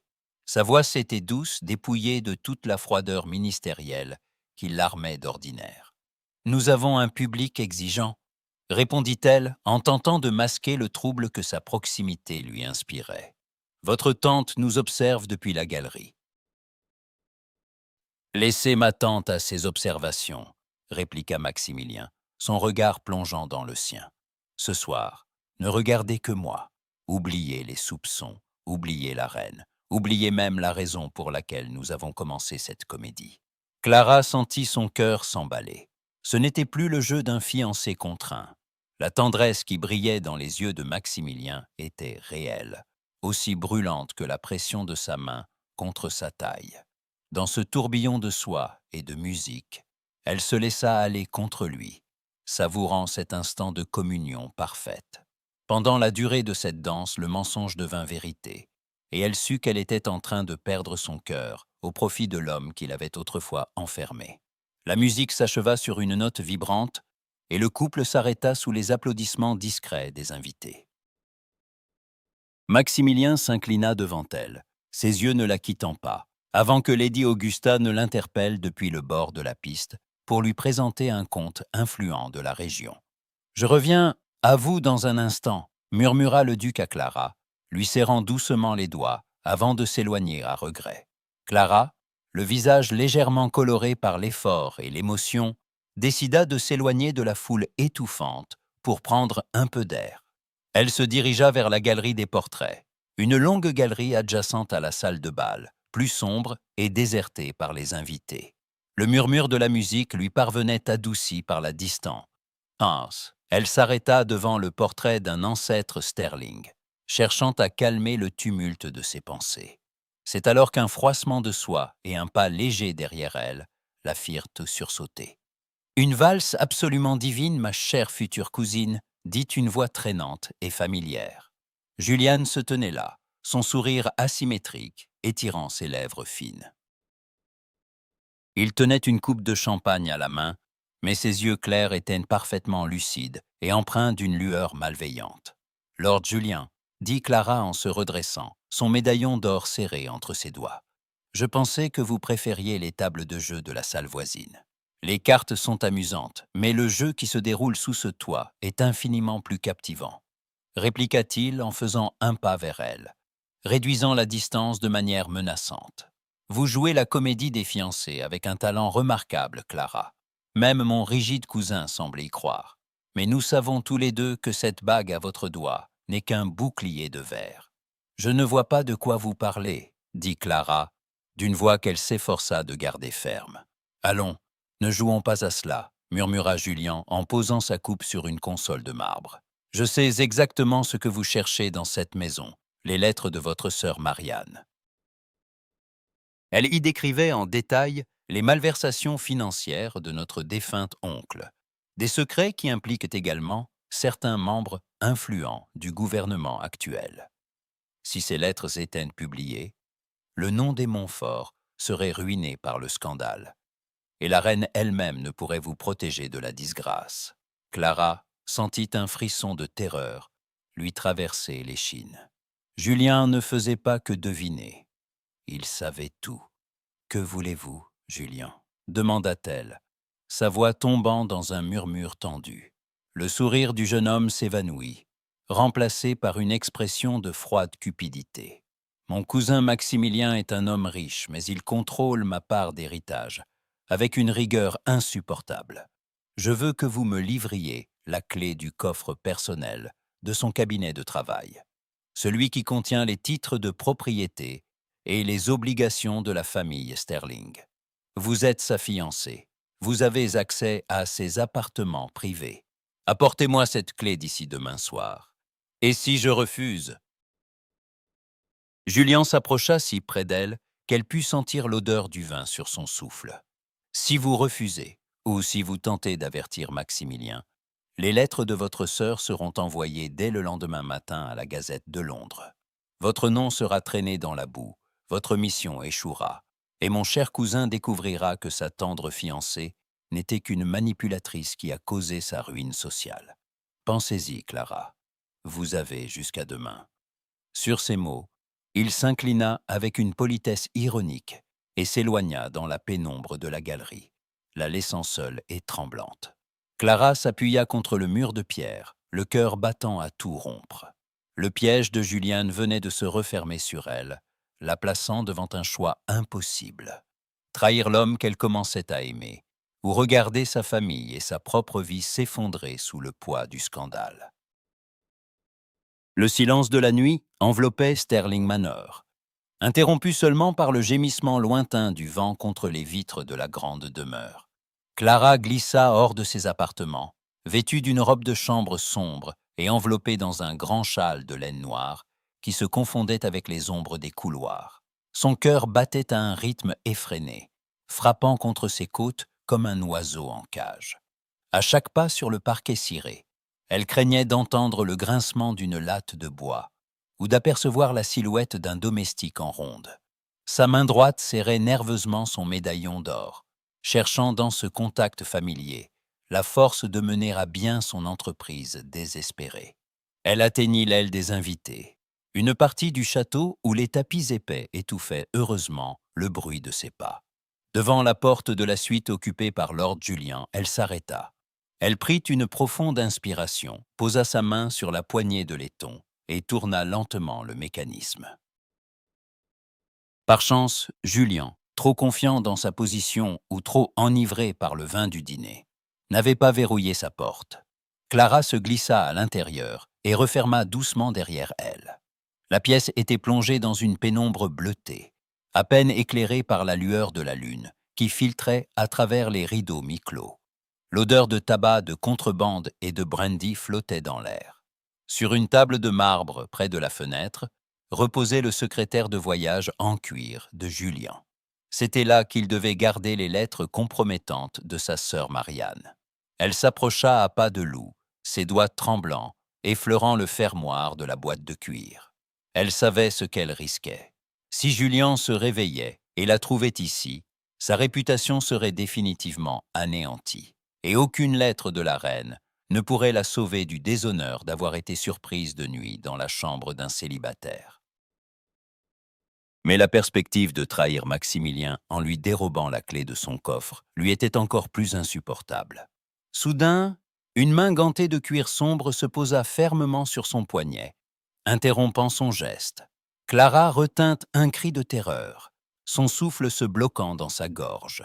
Elle se retourna brusquement, s'attendant à faire face au regard narquois de Julien. Mais à sa surprise, la haute silhouette qui se dressait devant elle dans la pénombre n'était pas celle du maître chanteur. C'était Maximilien. Le duc la fixait, ses yeux sombres brillant d'une colère contenue et d'une inquiétude évidente. Sans prononcer un mot, il passa son bras autour de sa taille et l'entraîna rapidement vers le cabinet de toilette attenant à la chambre, refermant la porte dérobée derrière eux pour les isoler du reste de la pièce. « Êtes-vous devenue complètement folle, Clara ?» chuchota Maximilien, sa voix vibrant d'une fureur contenue. « Que croyez-vous faire dans la chambre de mon cousin à une heure pareille? Si quelqu'un vous avait vu, lâchez-moi, Maximilien, répondit-elle sur le même ton de confidence urgente, tentant de se dégager de son étreinte sans succès. Je n'avais pas le choix. Il y a toujours un choix, répliqua le duc en resserrant sa prise sur ses épaules, l'obligeant à le regarder en face. J'ai vu votre visage pendant le bal après que vous vous soyez isolé avec Julien. J'ai vu sa suffisance. Parlez-moi, Clara, je vous l'ordonne. Clara sentit ses défenses s'effondrer devant la détermination du duc. La fatigue, la peur et la tension de ces dernières heures eurent raison de sa fierté. Julian sait tout, avoua-t-elle, sa voix tremblant légèrement. Il possède les lettres de ma sœur Marianne. Des lettres qui décrivent que les fraudes de votre oncle et qui pourraient ruiner ma famille si elles étaient publiées. Il m'a menacé de les envoyer aux Gazettes de Londres si je ne lui livrais pas la clé de votre coffre personnel d'ici demain soir. Maximilien se figea, ses traits se durcissant sous l'effet de la colère. Sa main droite monta vers sa bague sigillaire, la faisant tourner lentement, un geste qui trahissait l'orage, qui faisait rage sous son apparente froideur. « Ce misérable, murmura-t-il. Il ose utiliser les secrets de votre famille pour me voler. Et vous avez préféré vous introduire ici, risquant votre honneur et votre sécurité, plutôt que de me demander de l'aide. Ou pire, plutôt que de me voler cette clé. Je ne pouvais pas vous trahir, Maximilien, dit doucement Clara, levant ses yeux clairs vers lui. Pas après ce qui s'est passé entre nous dans le pavillon. Pas après que vous ayez pris ma défense devant vos invités. Je ne voulais pas que vous payiez pour mes secrets. » Ces mots eurent un effet immédiat sur le duc. La colère qui marquait son visage s'adoucit, remplacée par une émotion profonde et sincère. Il leva une main et caressa doucement la joue de Clara du bout des doigts, un geste d'une tendresse inattendue qui fit frissonner la jeune femme. « Vous êtes une femme bien singulière, Clara de Montfort, » dit-il d'une voix basse et caressante. Vous êtes prête à vous perdre pour épargner ma fierté. Mais vous oubliez une chose. Quoi donc? Vous êtes ma fiancée, dit-il en plongeant son regard dans le sien. Même si cela a commencé par un mensonge, je considère que votre honneur et vos combats sont désormais les miens. Je ne vous laisserai pas affronter Julien seul, et je ne vous laisserai certainement pas fouiller des tiroirs dans le noir comme une voleuse. Il glissa sa main dans sa poche et en sortit une petite clé de fer noir, qu'il posa dans la paume de Clara, avant de refermer ses doigts sur le métal froid. « C'est la clé de mon cabinet de travail, mais nous n'allons pas la donner à Julien. Nous allons lui tendre un piège. Demain, vous lui ferez croire que vous avez cédé à son chantage. Vous lui donnerez rendez-vous dans mon bureau après le départ des derniers invités du bal.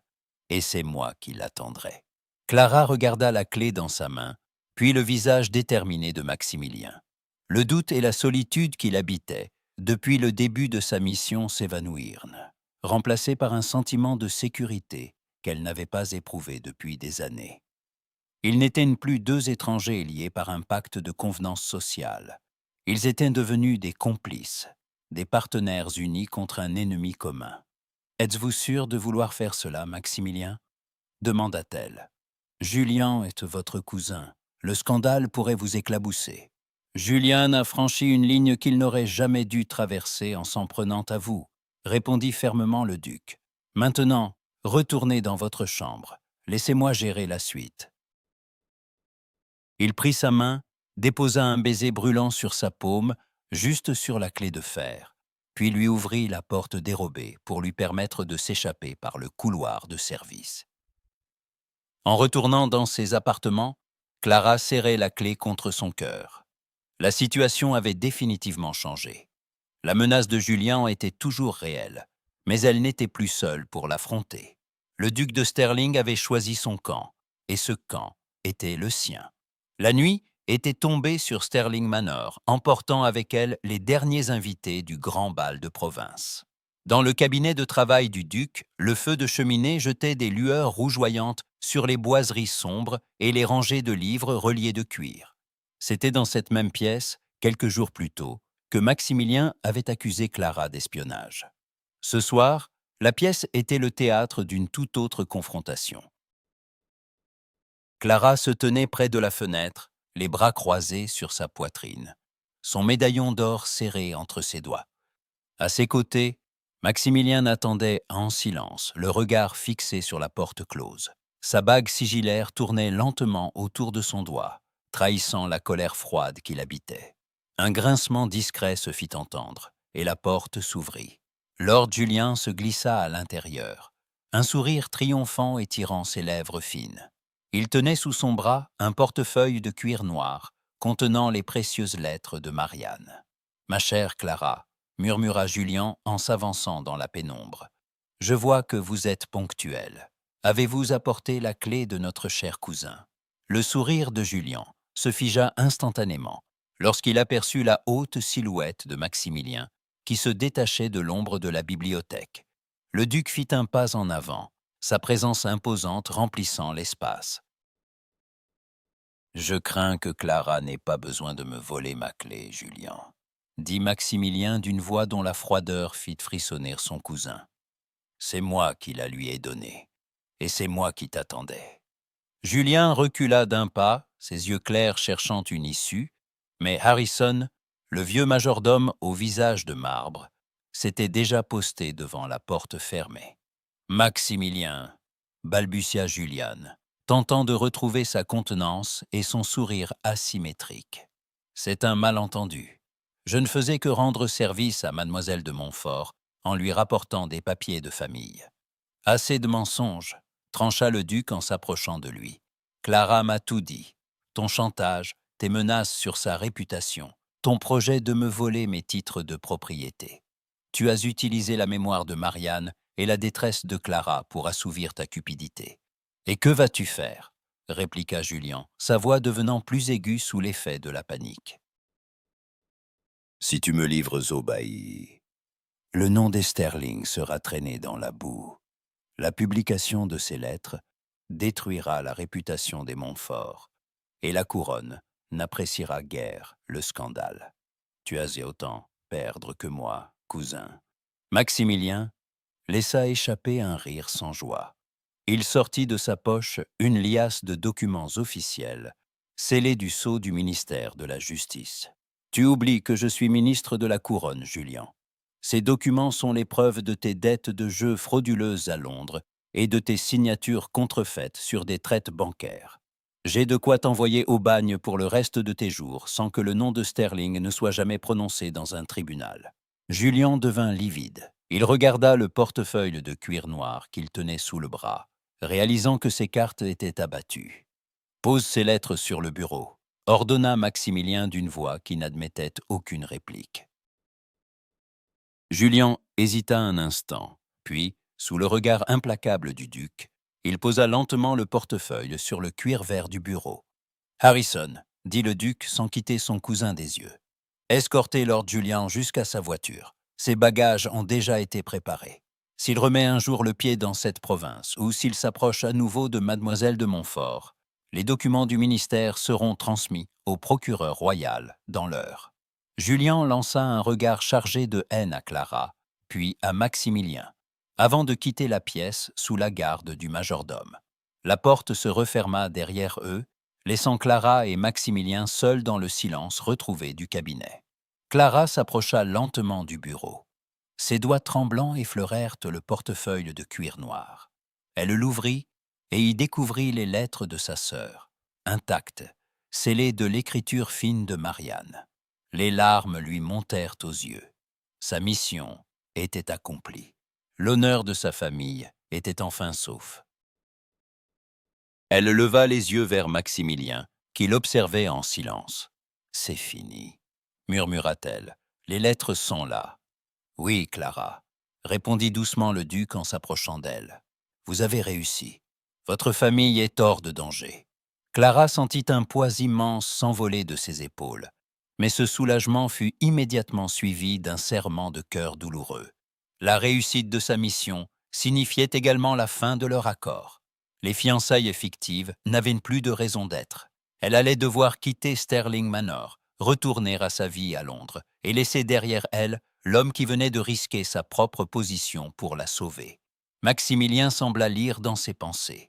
Il fit tourner sa bague sigilière d'un mouvement mécanique, son visage reprenant le masque de réserve qu'il portait d'ordinaire. « Je suppose que vous allez vouloir rentrer à Londres dès demain pour remettre ces documents à la reine, dit-il d'une voix basse, presque neutre.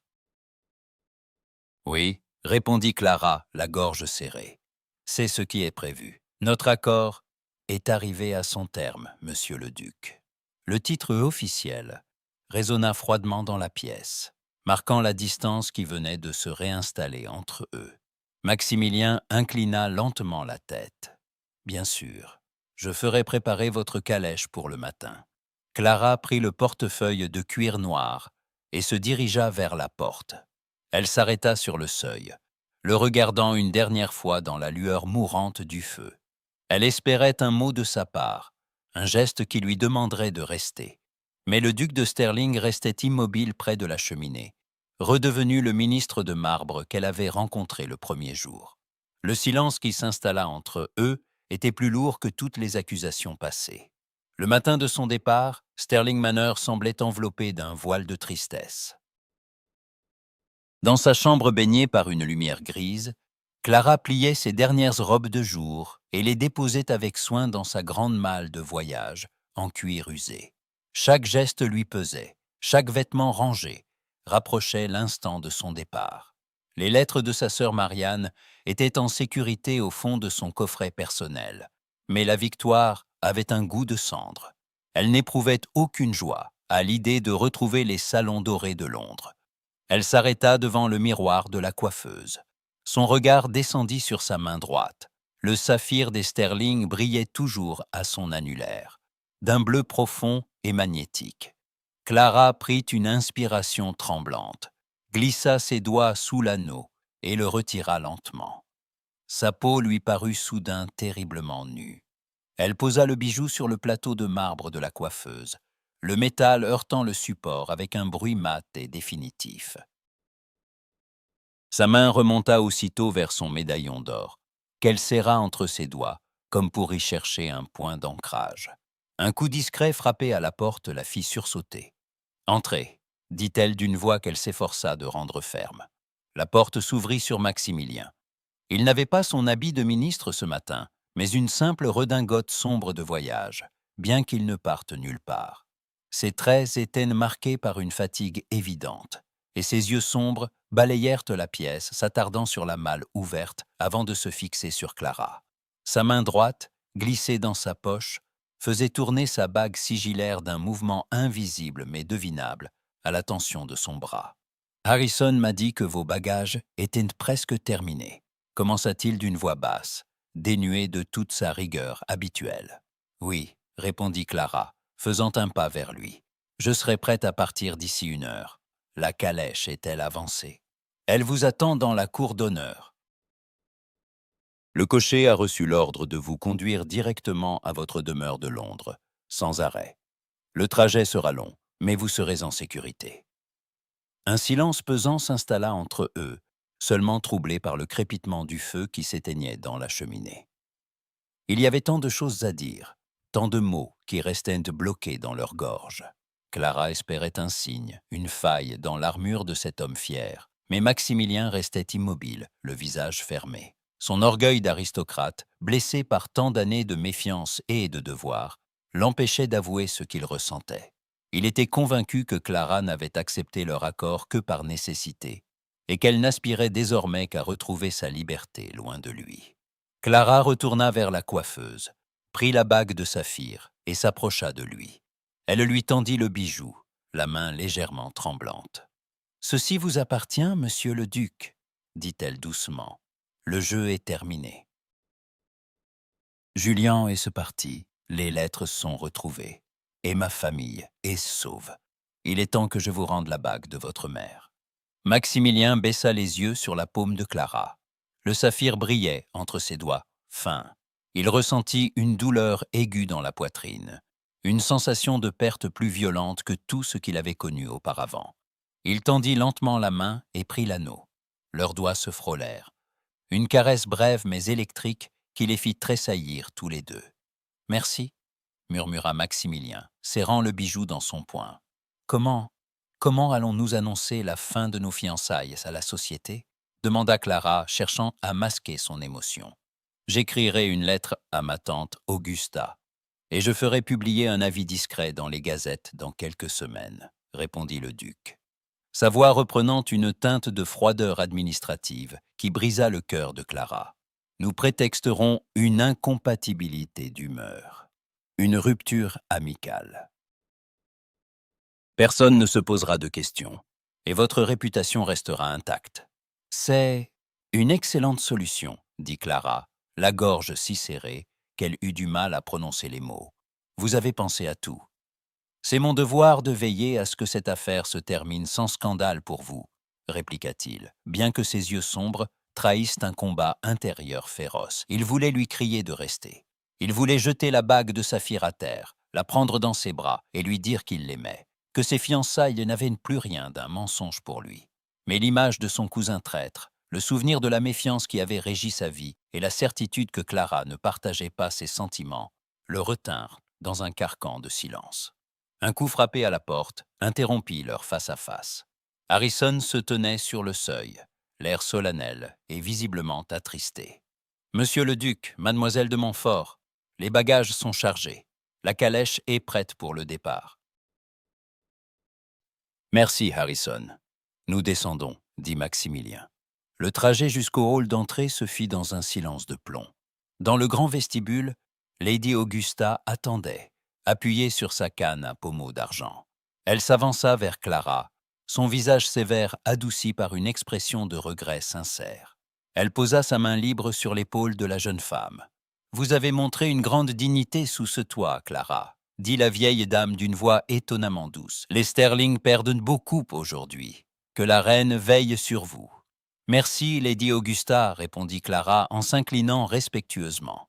Maximilien escorta Clara jusqu'à la cour d'honneur. Le vent frais du matin faisait voler quelques feuilles mortes sur le gravier.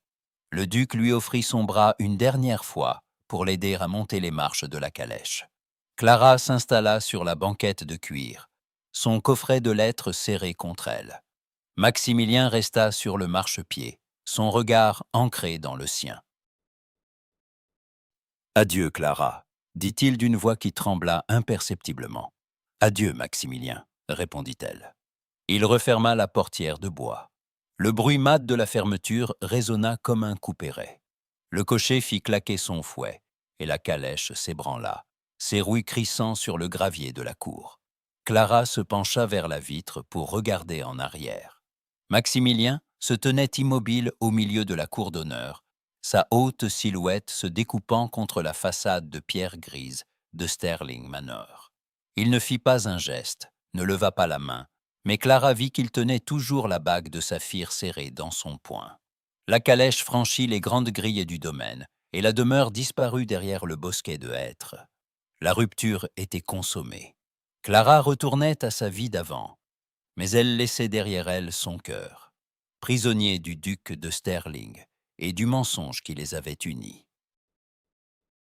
La pluie commença à tomber alors que la calèche serpentait le long de la route sinueuse qui s'éloignait du domaine de Sterling. Ce n'était d'abord qu'une bruine légère, mais en quelques minutes, le ciel s'obscurcit totalement et une tempête d'une violence inouïe éclata. Les gouttes d'eau s'écrasaient contre les vitres de bois et de verre avec la force de petits graviers. À l'intérieur de l'habitacle sombre, Clara grelottait légèrement, serrant son châle de laine noire autour de ses épaules. Sur ses genoux, le portefeuille de cuir noir contenant les lettres de sa sœur Marianne semblait dérisoire par rapport au vide immense qui s'était installé dans sa poitrine. Elle regarda ses doigts nus. L'absence du saphir la faisait souffrir d'une manière physique, comme si on lui avait arraché une partie d'elle-même. Elle ferma les yeux, revoyant le visage de Maximilien lorsqu'il avait repris la bague. pourquoi n'avait-elle rien dit? Pourquoi avait-elle laissé son orgueil et sa peur du rejet dicter sa conduite? Elle l'aimait. Elle le savait à présent, avec une certitude douloureuse. Elle aimait sa noblesse cachée, sa rigueur qui n'était qu'un bouclier contre la douleur, et la douceur infinie dont il avait fait preuve dans le pavillon de jardin. Soudain, la calèche tressaillit violemment. Les chevaux poussèrent des hennissements de surprise, et le grincement des freins en fer résonna au-dessus du fracas du tonnerre. Clara fut projetée vers l'avant, se rattrapant de justesse à la banquette opposée. « Holà !» cria la voix du cocher depuis son siège extérieur. « Arrêtez-vous !»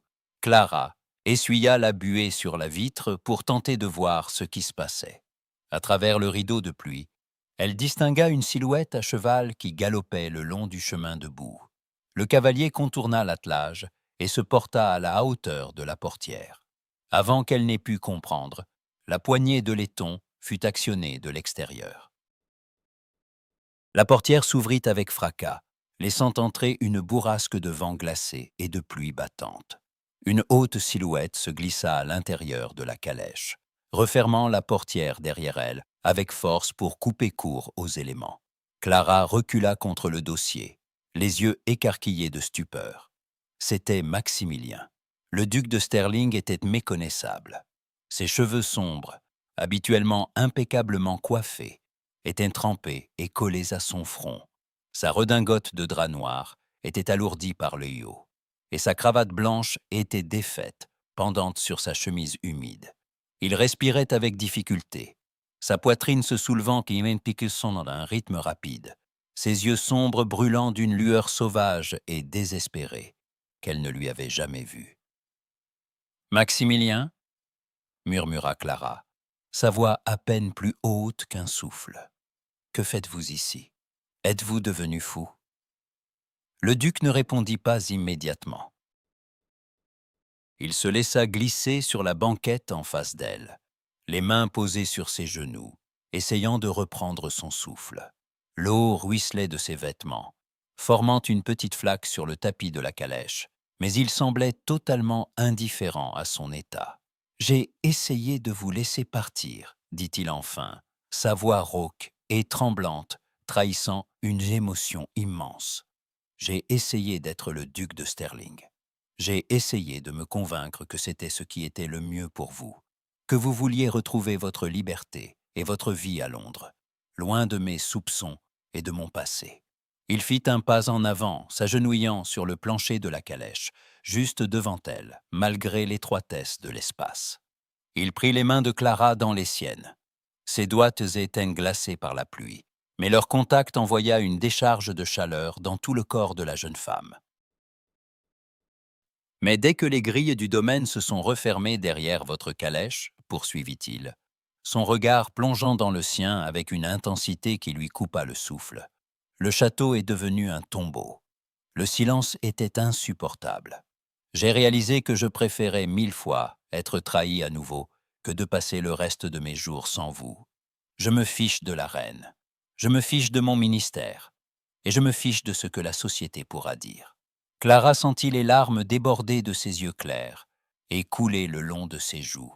Elle n'avait jamais vu cet homme si fier, si rigide, se mettre ainsi à genoux et livrer son âme avec une telle vulnérabilité. « Maximilien, » murmura-t-elle, « laissez-moi finir, Clara. » L'interrompit-il doucement, serrant ses mains un peu plus fort. « Je ne veux plus de ce mensonge. Je ne veux plus de ces fiançailles de convenance qui ne servaient qu'à masquer mes propres erreurs. Je veux que vous reveniez à Sterling Manor. Non pas comme une alliée forcée, non pas comme une protégée de la reine, mais comme ma femme, comme la femme que j'aime plus que ma propre vie. » Il glissa sa main dans la poche de sa veste trempée et en sortit la bague de saphir. Le bijou brillait d'un éclat pur malgré la pénombre de la calèche. « Acceptez-vous de porter cette bague à nouveau, Clara, mais cette fois pour de vrai? Acceptez-vous de devenir ma duchesse ?» Clara regarda la bague, puis le visage de Maximilien, où l'eau de la pluie se mêlait peut-être à des larmes qu'il ne cherchait plus à cacher. Toutes ses craintes, toutes ses hésitations s'évanouirent à cet instant.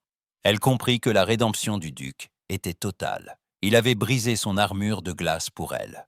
Oui, Maximilien, répondit-elle d'une voix claire et vibrante d'amour. J'accepte. Maximilien laissa échapper un soupir de soulagement qui ressemblait à un sanglot étouffé. Il glissa lentement l'anneau de saphir à son annulaire gauche. Cette fois, la bague ne sembla plus trop grande. Elle scella leur destin avec une force indestructible. Le duc se redressa et prit Clara dans ses bras. Il l'attira contre sa poitrine humide, et Clara y enfouit son visage, se fichant éperdument de l'eau qui imprégnait ses propres vêtements. Leurs lèvres se rencontrèrent dans un baiser passionné, d'une ferveur et d'une vérité absolue, tandis que la tempête continuait de faire rage au dehors. La calèche ne poursuivrait pas sa route vers Londres.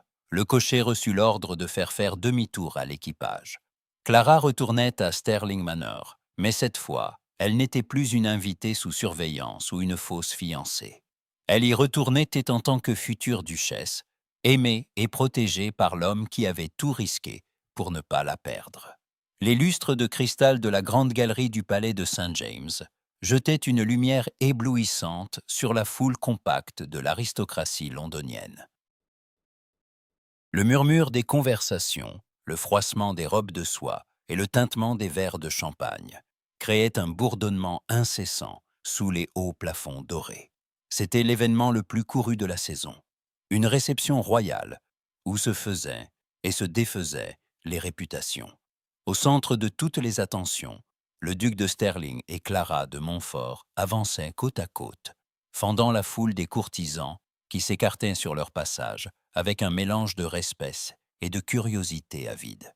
Clara portait une robe de bal en satin blanc perle, brodée de fils d'argent, qui scintillait à chacun de ses mouvements. À son cou, son fidèle médaillon d'or reposait contre sa peau, mais c'était le saphir d'un bleu profond à son annulaire gauche qui attirait tous les regards. Maximilien, d'une élégance souveraine dans son habit de cour noir à boutons d'argent, tenait la main de Clara fermement glissée sous son bras. À leur droite, Lady Augusta marchait d'un pas fier, le tapotement lourd et triomphant de sa canne à pommeau d'argent sur le marbre semblant rythmer leur marche victorieuse. Les rumeurs de la province s'étaient éteintes, remplacées par l'admiration de la capitale. Julian avait fui le pays, ses menaces balayées par la puissance du duc, et les lettres de Marianne reposaient désormais en sécurité, détruites par le feu de la cheminée de Sterling Manor, effaçant à jamais le moindre risque de scandale. Au bout de la galerie, sur une estrade surélevée sous un dais de velours rouge, la reine était assise, entourée de ses dames d'honneur. Son regard bienveillant se posa sur le couple qui s'approchait. Harrison, qui avait fait le voyage pour assister à ce triomphe, se tenait en retrait parmi les officiels, un sourire discret, mais profondément ému, sur son visage vieilli. Maximilien et Clara s'arrêtèrent au pied du trône et s'inclinèrent avec une grâce parfaite. « Relevez-vous, mes chers enfants, » dit la reine d'une voix claire, qui porta sans peine à travers le silence soudain de la galerie. Elle posa son regard sur Clara, et un sourire chaleureux éclaira ses traits royaux. « Ma chère filleule, quel bonheur de vous voir si radieuse. Le domaine de Sterling semble vous avoir réussi au-delà de toutes mes espérances. Et vous, mon cher duc, je vois que vous avez suivi mes instructions avec un zèle tout particulier. J'ai simplement veillé sur ce qui est devenu le trésor le plus précieux de ma vie, votre majesté, » répondit Maximilien d'une voix ferme et assurée, son regard sombre se tournant un instant vers Clara, avec une dévotion que personne ne pouvait feindre. La reine inclina la tête, visiblement ravie du dénouement de cette intrigue qui avait commencé dans le secret de son cabinet. La loyauté de la famille de Montfort envers la couronne est ancienne et indiscutable, poursuivit la souveraine, s'adressant autant à l'assemblée des courtisans qu'au couple devant elle. C'est avec une joie immense que j'apprends votre union prochaine. Sachez, monsieur le duc, que vous épousez une femme d'une noblesse d'esprit rare. Et sachez, Clara, que vous unissez votre destin à l'un des serviteurs les plus fidèles et les plus estimables de ce royaume. Vous avez mon entière et plus chaleureuse bénédiction. » Un murmure d'approbation et d'applaudissements polis parcourut la galerie. Les derniers doutes de la société londonienne venaient de s'évaporer sous le poids de la faveur royale. Lady Béatrice, aperçue un peu plus tôt derrière l'éventail de sa mère, baissa définitivement les yeux, vaincue par l'éclat de cette reconnaissance publique. Après avoir salué la souveraine, Maximilien et Clara s'éloignèrent vers les jardins du palais, cherchant à échapper pour quelques instants à la chaleur étouffante des salons et à la curiosité des invités. Ils descendirent les marches de pierre menant à une terrasse isolée, bordée de rosiers blancs, dont le parfum suave flottait dans l'air frais de la nuit de début d'été. La lune, ronde et brillante, éclairait la terrasse d'une lueur d'argent. Clara s'appuya contre la balustrade de pierre, laissant échapper un long soupir de soulagement. Elle leva les yeux vers le ciel étoilé, sentant une paix profonde l'envahir. La peur, le mensonge, le chantage et la méfiance appartenaient désormais au passé. Maximilien s'approcha d'elle. Il ne portait plus le masque rigide du ministre. Ses traits étaient détendus, adoucis par un bonheur tranquille. Il fit tourner sa bague sigillaire une dernière fois, non pas par tension, mais dans un geste de pure contemplation, avant de poser sa main sur celle de Clara. « Vous êtes enfin libre, Clara, » murmura-t-il doucement. « Votre famille est sauve, et le monde entier sait à quel point je suis honoré de vous avoir à mes côtés. » Clara se tourna vers lui, ses yeux clairs brillant dans la pénombre. Elle posa sa main libre sur le revers de sa redingote, sentant les battements réguliers de son cœur. « Je ne suis pas seulement libre, Maximilien, » répondit-elle d'une voix frémissante d'émotion. « Je suis heureuse. Si vous m'aviez dit cette nuit-là dans votre cabinet de travail, alors que vous m'accusiez d'espionnage, que nous nous tiendrions ici ce soir. » Maximilien laissa échapper un léger rire, un son doux qu'elle avait appris à chérir. Il la prit par la taille, l'attirant contre lui avec cette force protectrice qui l'avait séduite. « Cette nuit-là, j'étais un imbécile aveuglé par mes propres démons, » dit-il en plongeant ses yeux sombres dans les siens. « Mais le destin a parfois des manières bien étranges de nous ramener à la vérité. Vous êtes entrée chez moi comme une suspecte, Clara, mais vous repartez en ayant conquis mon cœur à jamais. Et vous avez conquis le mien, mon cher duc, » répondit-elle avec un sourire tendre. Maximilien se pencha et scella leur promesse par un baiser d'une douceur infinie, libre de toute feinte, de tout témoin et de toute contrainte. C'était le baiser de deux âmes qui s'étaient affrontées, comprises et finalement trouvées.